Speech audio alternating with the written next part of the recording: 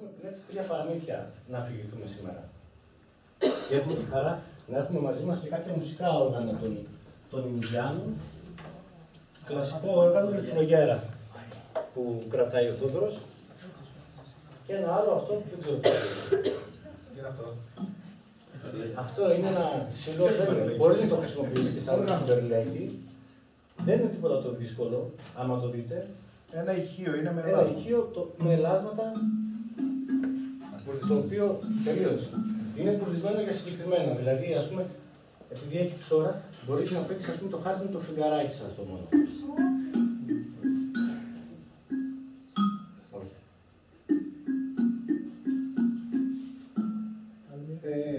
Το κουρδίζεις ανάλογα με τη μελωδία που θέλεις να παίξεις.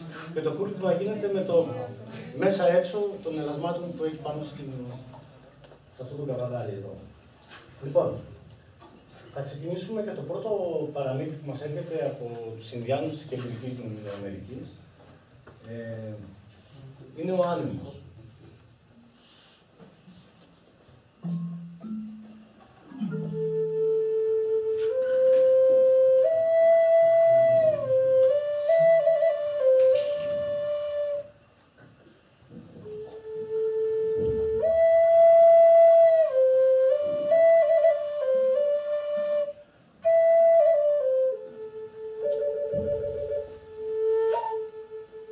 Πριν πολλά χρόνια, ούτε κι εγώ ακριβώς ξέρω πόσα, σε μια μακρινή χώρα ζούσε μια φυλή Ινδιάνων. Ο αρχηγός της φυλής είχε μια πανέμορφη κόρη. Όλοι τη θαύμαζαν, αλλά κανένας δεν την είχε αγγίξει. Μια μέρα, ενώ ο αρχηγός καθόταν έξω από τη σκηνή του, τον επισκέφτηκε ο άνεμος και του είπε: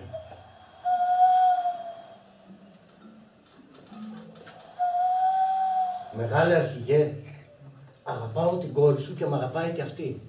Σε παρακαλώ να μου τη δώσεις για γυναίκα». «Όχι», απάντησε απότομα ο αρχηγός και δεν δέχτηκε δεύτερη κουβέντα. Την επόμενη μέρα η κόρη του προσπάθησε να του μιλήσει. «Πατέρα, αγαπάω τον άνεμο και θέλω να μου επιτρέψεις να πάω στο κατάλημά του και να γίνω γυναίκα του». «Όχι», απάντησε και πάλι αυστηρά ο αρχηγός. «Ο άνεμος, όταν ήταν μικρός, έμπαινε κρυφά από τις χαραμάδες στη σκηνή μου και μου έσβηνε τη φωτιά του με τόσο κόπο που προσπαθούσα να ανάψω. Ο άνεμος δεν μπορεί ούτε να πολεμήσει, ούτε να κυνηγήσει.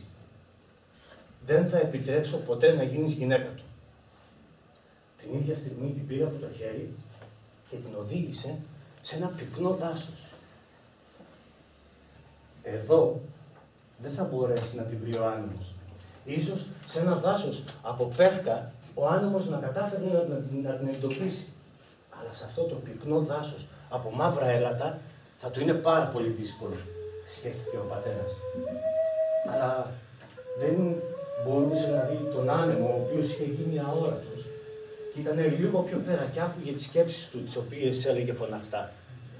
Έτσι, το επόμενο κιόλας βράδυ, ο άνεμος άρχισε να τρέχει γύρω-γύρω από το δάσος με τα μαύρα έλατα, ψάχνοντας να βρει κάπως να διεισδύσει, και το κατάφερε. Στη συνέχεια έψαξε από εδώ, έψαξε από εκεί, μέχρι που βρήκε τη φωλιά στην οποία είχε κρύψει ο μεγάλος αρχηγός την κόρη του. Την πήρε και φύγανε γρήγορα μαζί. Δεν επιστρέψανε στον καταβλισμό, γιατί φοβήθηκαν ότι οι Ινδιάνοι θα παρέδιδαν την κόρη στον αρχηγό της φυλής. Έτσι αποφάσισαν να βρουν ένα άλλο μέρος που θα στεγάσουν τον έρωτά τους. Και το ίδιο βράδυ φύγανε με κατεύθυνση προς το βορρά. Κατά το ξημέρωμα φτάσανε σε ένα πολύ όμορφο μέρος και αποφάσισαν εκεί να στήσουν τη σκηνή τους. Το ίδιο βράδυ ο άνεμος πήρε στην αγκαλιά την αγαπημένη του και την έκανε γυναίκα.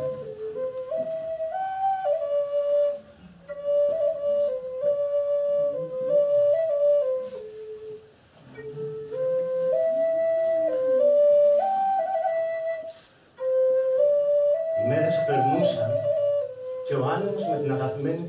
ακολούθησαν τον έρωτά τους και δεν τους έμοιαζε τίποτα.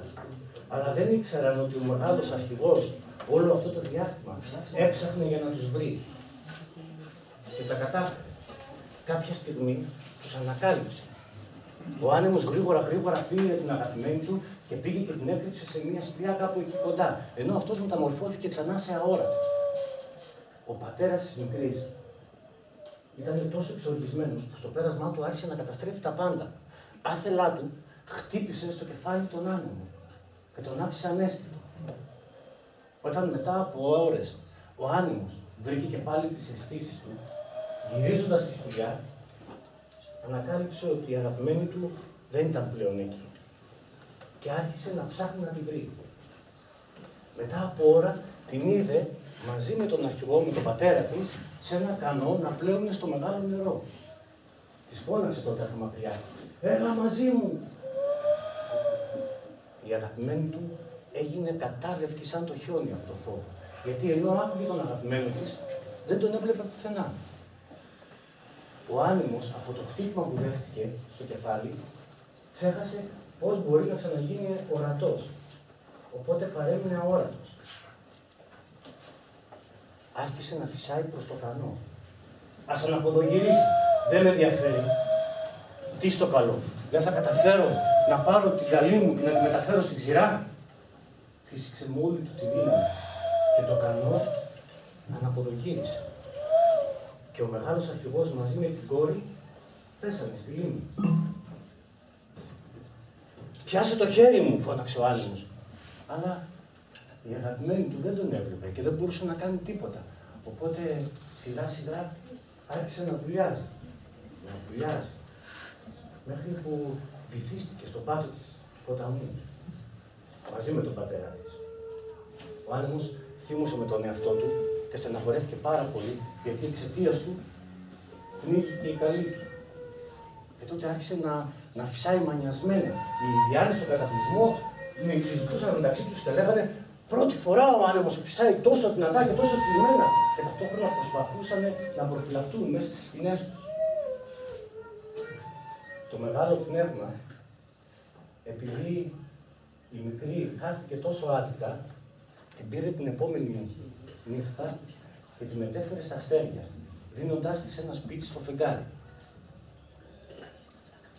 Ακόμα και σήμερα λένε πως βρίσκεται εκεί πάνω, κατάλευκη, όπως όταν έπεσε από το κανό.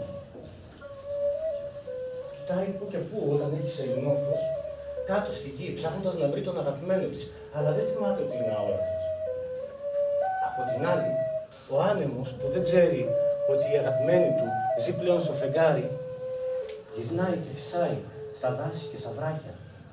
Αλλά ποτέ δεν σκέφτεται και δεν σηκώνει το κεφάλι του να κοιτάξει στο φεγγάρι.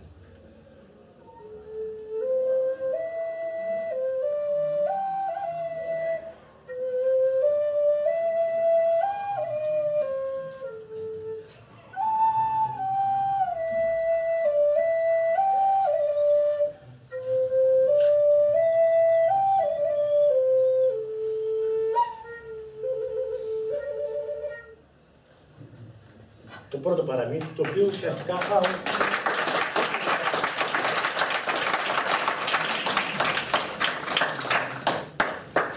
κάπως έτσι αποφάσισαν οι Ινδιάνοι να δικαιολογήσουν την ύπαρξη του ανέμου. Γιατί φυσάει μανιασμένα, γιατί προκαλεί αυτά που προκαλεί, τα κακά και τα δεινά.